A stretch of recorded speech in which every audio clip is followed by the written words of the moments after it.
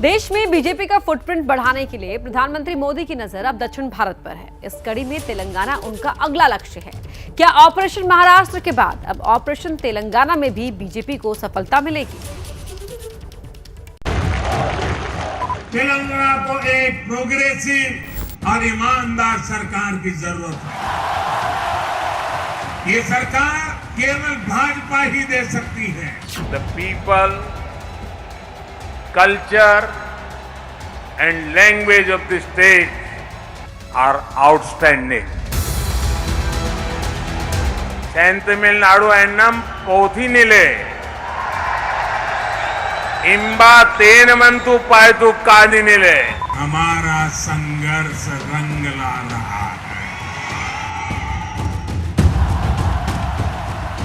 प्रधानमंत्री नरेंद्र मोदी तेलंगाना फतह करने के इरादे से हैदराबाद पहुंच चुके हैं। हैदराबाद में बीजेपी कार्यकारिणी की बैठक 18 साल बाद करने के पीछे मकसद बड़ा है। मकसद है बीजेपी का मिशन साउथ। उत्तर भारत में कब्जा जमाने के बाद बीजेपी दक्षिण भारत पर भी कब्जे का इरादा रखती है, लेकिन ये राह इतनी आसान नहीं है। इसी राह को आसान बनाने के लिए बीजेपी के नेता हैदराबाद में इकट्ठा हुए हैं। राजनीतिक प्रस्ताव में बीजेपी किस तरह से आने वाले समय में अपने विस्तार को बूस्ट करेगी, उसके यहाँ पर इसमें बातें की जाएंगी। इसके अलावा पिछले एक साल के भीतर जो चुनाव हुए हैं उसमें कहां बीजेपी ने स्थानीय निकाय से लेकर राज्यों में जीत हासिल की है, उसकी बात की जाएगी। और आगे आने वाले समय में बीजेपी दक्षिण के राज्यों में किस तरह से अपना परचम लहराएगी, उसका एक रोड मैप रखा जाएगा। महाराष्ट्र में सत्ता में आने के बाद बीजेपी और बीजेपी गठबंधन वाली सरकारों का अब देश के 18 राज्यों पर कब्जा हो गया है। इन राज्यों में देश की 59% आबादी रहती है। इस मैप में पूर्वोत्तर हो या उत्तर भारत हो या फिर पश्चिमी भारत, हर तरफ बीजेपी का भगवा रंग दिखाई दे रहा है। जिस इलाके में बीजेपी फिलहाल कमजोर है वो दक्षिण भारत और पूर्वी भारत वाले राज्य हैं। यहीं पर बीजेपी अब सेंध लगाना चाहती है। यहाँ एयरपोर्ट से बाहर आते ही तेलंगाना की जो हवा में महसूस कर रहा हूं, ये जो मैं दृश्य देख रहा हूं, ये तपती धूप में आप लोगों का उत्साह उमंग देखता हूं। मैं इसके आधार पर कह सकता हूं कि हमारा संघर्ष रंग ला रहा है। प्रधानमंत्री नरेंद्र मोदी ने बदलाव की हवा का जिक्र इस साल 26 मई को हैदराबाद में एयरपोर्ट के बाहर कर दिया था। साफ था कि बीजेपी ने तेलंगाना पर अपनी नजरें पहले से गड़ा रखी हैं। बीजेपी की राष्ट्रीय कार्यकारिणी की बैठक की पटकथा भी पीएम मोदी 1.25 महीने पहले ही लिख आए थे। हैदराबाद में बीजेपी की राष्ट्रीय कार्यकारिणी की बैठक के जरिए बीजेपी तेलंगाना में अभी से चुनावी बिगुल फूंकना चाहती है। हैदराबाद में मंथन के जरिए बीजेपी की दक्षिण भारत के 6 राज्यों पर नजर है। दक्षिण भारत में कुल 130 लोकसभा सीट हैं, जिसमें बीजेपी के पास फिलहाल 29 सीटें ही हैं। जहां तक सरकार की बात है तो दक्षिण के सिर्फ 2 राज्यों कर्नाटक और पुदुचेरी में ही बीजेपी की सरकार है। बीजेपी के लिए 2023 इसलिए अहम है क्योंकि कर्नाटक में अप्रैल 2023 में विधानसभा चुनाव हैं, वहीं तेलंगाना में दिसंबर 2023 में चुनाव हैं। मोदी को तेलंगाना में संभावनाएं इसलिए नजर आ रही हैं क्योंकि वहां पर 2 साल पहले हुए स्थानीय निकाय चुनाव में बीजेपी ने अच्छा प्रदर्शन किया था। वो एक बड़ी पार्टी के तौर पर उभरी थी। 2020 में 150 सीटों वाले ग्रेटर हैदराबाद म्युनिसिपल काउंसिल के चुनाव में तेलंगाना राष्ट्रीय समिति को 56, बीजेपी को 48 और असदुद्दीन ओवैसी की पार्टी AIMIM को 44 सीटें मिली थीं। ये जीत इसलिए बड़ी थी क्योंकि इससे पहले हुए 2016 के चुनाव में TRS को 99, बीजेपी को सिर्फ 4 और AIMIM को उतनी ही 44 सीटें मिली थीं। आंकड़ों से साफ है कि बीजेपी ने TRS की सीटों पर कब्जा किया था। पिछले दिनों अलग अलग चुनावों में भाजपा की जीत इस बात का स्पष्ट संकेत है कि तेलंगाना में अब लोगों ने मन बना लिया है। तेलंगाना में अब बदलाव पक्का है। तेलंगाना में अब भाजपा तय है। लोकतंत्र का खात्मा कर रहे हैं आप, लोकतंत्र का हत्या कर रहे हैं, राज्यों के सरकार को गिराने में आप व्यस्त है। अब तक नौ सरकारें आपने गिराई है, यह आपके रिकॉर्ड में है। तेलंगाना को लेकर प्रधानमंत्री नरेंद्र मोदी का कॉन्फिडेंस हैदराबाद के निकाय चुनाव के नतीजों को देखते हुए ही नहीं, बल्कि 2019 के लोकसभा चुनाव के नतीजों को भी देखकर है। अगर तेलंगाना में लोकसभा सीटों की बात करें तो 2014 के चुनाव में कुल 17 सीटों में से टीआरएस को 11 सीटें मिली थीं, जो 2019 में घटकर 9 हो गईं। बीजेपी को 2014 में 1 सीट मिली थी, जो 2019 में बढ़कर 4 हो गई। कांग्रेस भी 2 से बढ़कर 3 पर पहुंच गई, जबकि एआईएमआईएम 1 सीट पर जीतती रही। टीडीपी और वाईएसआर कांग्रेस को 2014 में 1-1 सीट मिली थी, लेकिन 2019 के लोकसभा चुनावों में उन्हें कुछ नहीं मिला। तेलंगाना में बीजेपी के लिए रास्ते का सबसे बड़ा रोड़ा तेलंगाना राष्ट्र समिति के मुखिया और राज्य के मुख्यमंत्री के चंद्रशेखर राव रहे हैं, और इन्हीं को हटाने के लिए पूरा जोर लगा रही है बीजेपी। बीजेपी की राष्ट्रीय कार्यकारिणी की बैठक के बीच हैदराबाद की सड़कों पर लगे ये पोस्टर इस बात की गवाही दे रहे हैं कि केसीआर और मोदी के बीच ही असली जंग है।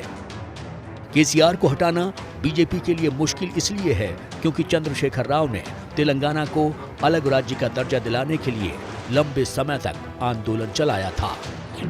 एक लंबे आंदोलन के बाद तेलंगाना का एक अलग राज्य के तौर पर गठन 2 जून 2014 को हुआ था। इसीलिए जब से तेलंगाना अलग राज्य बना है, तब से यहां पर चंद्रशेखर राव की पार्टी तेलंगाना राष्ट्रीय समिति का ही बोलबाला रहा है। मोदी जानते हैं कि चंद्रशेखर राव एक लोकप्रिय नेता हैं, इसलिए वो केसीआर को हटाने के लिए परिवारवाद के नाम पर उन पर हमला कर रहे हैं। केसीआर के बेटे केटी रामाराव के टीआरएस में बढ़ते कद को वो परिवारवाद की श्रेणी में गिनते हैं। तेलंगाना आंदोलन इसलिए नहीं चला था कि कोई एक परिवार तेलंगाना के विकास के सपनों को लगातार कुचलता रहे। हम इतना ही कहना चाहेंगे, माननीय प्रधानमंत्री जी, जिस प्रकार से आप विपक्षी दलों के नेताओं पे गला फाड़ फाड़ के गलत आरोप लगाते हैं, उसी प्रकार से जो संबोधित करने वाले हैदराबाद सभा को, उसमें हमारे प्रश्नों का उत्तर दीजिए। ये मांग आज आपसे देश कर रहा है। प्रधानमंत्री नरेंद्र मोदी टीआरएस के परिवारवाद का मुद्दा पिछले 4 साल से उठा रहे हैं, लेकिन इसके बावजूद तेलंगाना में टीआरएस एक बड़े जनाधार से सरकार बनाने में कामयाब रही है। 2014 में राज्य बनने के बाद यहां 2 बार विधानसभा चुनाव हुए, जिनमें टीआरएस ही सबसे बड़ी पार्टी रही है। अगर चुनावी आंकड़ों पर नजर डालें तो पता चलता है कि 119 सीटों वाली विधानसभा में 2014 में टीआरएस को 63 सीटें मिली थीं, कांग्रेस को 21, तेलुगु देशम को 15, एआईएमआईएम को 7, बीजेपी को 5 और अन्य को 8 सीटें मिली थीं। 2018 की विधानसभा चुनाव में टीआरएस और मजबूत हुई। इन चुनावों में टीआरएस को 88, कांग्रेस को 19, टीडीपी को 2, एआईएमआईएम को 7, बीजेपी को सिर्फ 1 और अन्य को भी 1 सीट मिली थी। साफ है कि बीजेपी दूर दूर तक कहीं नहीं थी। कांग्रेस ने तेलंगाना आंदोलन का फायदा उठाने के लिए 2014 में आंध्र को 2 हिस्सों में बांटा था, लेकिन उसे भी इसका फायदा कभी नहीं मिल पाया। जिस आंध्र ने यहां सत्ता में बैठने के लिए उनको मौका दिया था, उनके साथ क्या किया? उन्होंने बहुत शर्मनाक तरीके से आंध्र प्रदेश का विभाजन किया, माइक बंद कर दिए गए, मिर्ची स्प्रे की गई, कोई डिस्कशन नहीं हुई। क्या यह तरीका ठीक था? क्या यह लोकतंत्र था? क्या अटल जी की सरकार ने भी 3 राज्य बनाए थे। राज्य बनाना हमने विरोध नहीं किया है, लेकिन तरीका क्या था? अटल जी ने 3 राज्य बनाए थे, छत्तीसगढ़, झारखंड, उत्तराखंड, लेकिन कोई तूफान नहीं आया, शांति से सारा निर्णय हुआ, सबने मिल बैठ करके निर्णय किया। आंध्र तेलंगाना के भी हो सकता था, हम तेलंगाना के विरोधी नहीं है, साथ मिलकर के किया जा सकता है, लेकिन आपका अहंकार, सत्ता का नशा, उसने देश के अंदर इस कटुता पैदा की। और आज भी तेलंगाना और आंध्र के बीच में वो कटुता के बीच तेलंगाना का भी नुकसान कर रहे हैं, आंध्र का भी नुकसान कर रहे हैं, और आपको कोई राजनीतिक फायदा नहीं हो रहा। बीजेपी के सबसे बड़े आलोचक एआईएमआईएम अध्यक्ष असदुद्दीन ओवैसी भी तेलंगाना की राजनीति के अहम किरदार हैं। वो तेलंगाना की राजधानी हैदराबाद से ही सांसद हैं। बीजेपी की कोशिश है कि इस बार उन्हें भी कड़ी चुनौती दी जाए। असदुद्दीन ओवैसी विपक्ष के उन नेताओं में हैं जिनका हैदराबाद शहर में अच्छा दबदबा है। हैदराबाद की लोकसभा सीट पर 30 साल से उन्हीं की पार्टी का कब्जा है। हैदराबाद की विधानसभा और नगरपालिका में भी उनका बड़ा प्रभाव है। खास बात यह है कि अब हैदराबाद के बाहर देश के दूसरे हिस्सों में भी उनका जनाधार थोड़ा बढ़ने लगा है। हालांकि जिस तरह के ध्रुवीकरण की राजनीति ओवैसी करते हैं, उसका फायदा बीजेपी को ही होता है।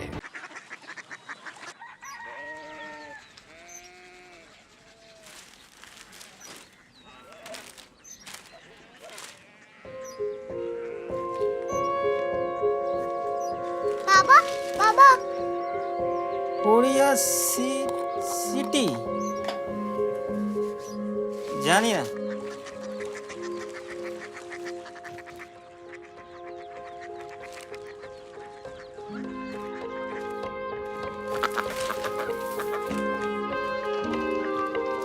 Korea city? हाँ।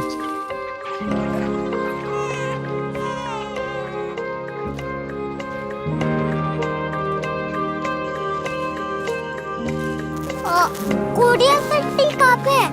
शहर अंग्रेजी लगे हैं।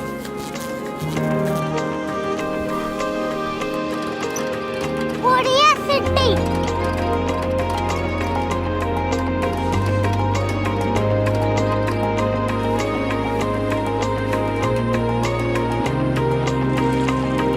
वो बहुत दूर है।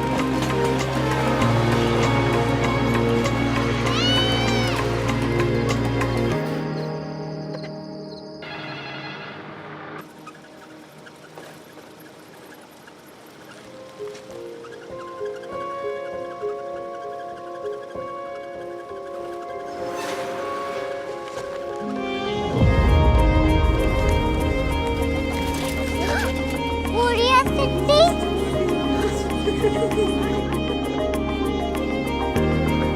दुनिया को नहीं, कुछ लोग बड़े होते हैं। कोरिया सिटी कहाँ है? प्रोफेसर साहब को पता होगा। हो, ये छोटा वाला ग्लोब लगता है और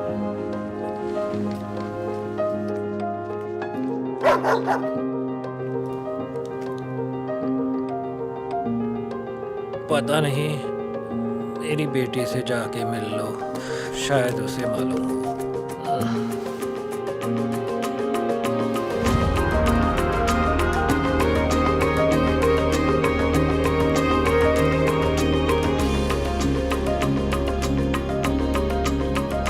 हाय, बाबा ने भेजा है। Come here. Korea city. Korea city नहीं, क्यूरियोसिटी। वो क्या? That's what brought you here? जो तुम्हें यहाँ तक ले आया। क्यूरियोसिटी।